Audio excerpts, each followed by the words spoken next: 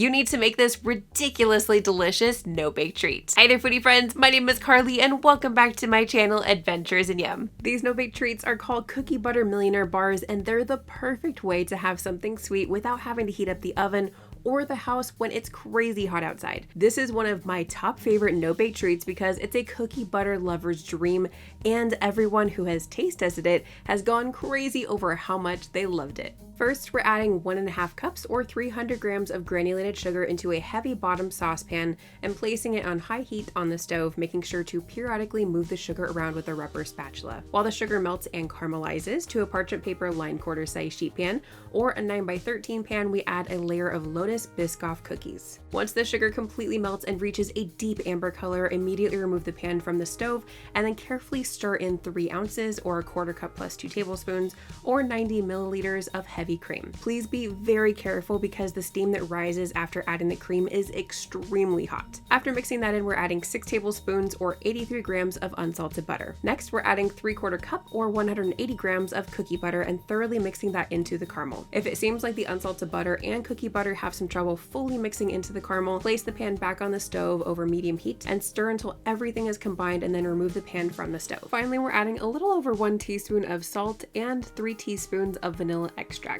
Once we've thoroughly mixed everything, carefully pour the caramel over the cookies and use the rubber spatula to spread it out into an even layer over the cookies. We then set that aside for now.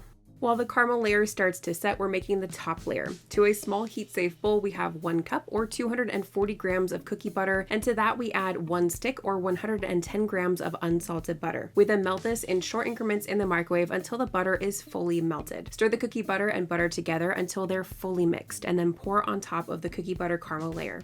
Make sure to spread it into a nice even layer using a rubber spatula or an offset spatula. To finish the top layer for now, we're adding the remaining cookies to a food processor, turning them into crumbs and sprinkling them over the top of the bars. I just used the cookies that I had left in this one particular package, but I recommend adding at least a few more to the food processor to have an even better crumb layer. We then cover the pan with plastic wrap and put it in the fridge to completely set. This will take at least a few hours, but I usually recommend letting them chill overnight. Before we finish these Butter Millionaire Bars, if you're enjoying this video, then please make sure to hit that like button, click subscribe, and ring that bell to be notified about my latest video. Now that our Butter Millionaire Bars have completely set, we use a chef's knife to cut them into little squares. You can use a ruler for exact measurements or just eyeball it like I'm doing here. As you can see here, I'm trimming off all of the edges from these bars because I want all of the squares to be really nice and perfect. In addition to the squares, you can also give these scraps away to people as well, or you can keep them for yourself for a little snack.